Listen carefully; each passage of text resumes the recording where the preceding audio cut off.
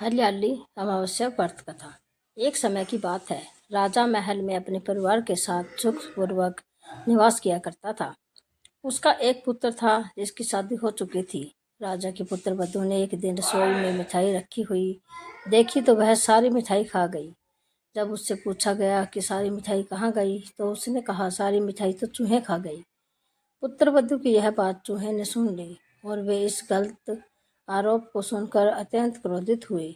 इसके बाद उन्होंने राजा की बहू को सबक सिखाने का निश्चय कर लिया। कुछ दिनों के बाद महल में कुछ मेहमान आए।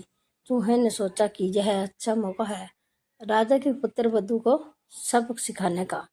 बदला लेने के लिए चूहों ने बहू की साड़ी चुराई और उसे जाकर अतिथि के कमरे में रख दी। जब सुबह सेवकों और अन्य लोगों ने उस साड़ी को वहां पर देखा तो लोग राजा की बहू के चरित्र के बारे में बात करने लगे।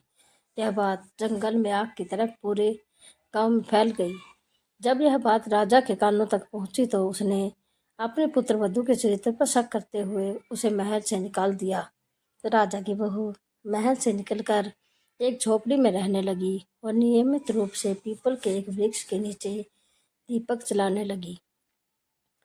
इसके साथ ही वह पूजा करके गुड़ धानी का भोग लगाकर लोगों में प्रसाद वितरित करने लगी। इस प्रकार कुछ दिन बीत जाने के बाद एक दिन राजा उस पीपल के पेड़ के पास से गुजरे जहाँ उसकी बहू हमेशा दीपक जलाया करती थी।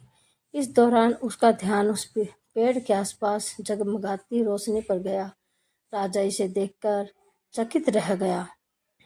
महल में वापस आने के बाद उन्होंने अपने सैनिकों से उस रोशनी के रहस्य का पता लगाने के लिए कहा। सैनिक राजा की बात मानकर उस पेड़ के पास चले गए। वहां पर उन्होंने देखा कि दीपक आपस में बात कर रहे थे। सभी दीपक अपनी अपनी कहानी बता रहे थे। सब तभी एक दीपक बोला, मैं राजा के महल से हूँ। महल से निकाले जाने के बाद राजा की पुत्र बहू रोज मेरी पूजा करती है और मुझे प्रज्वलित करती है।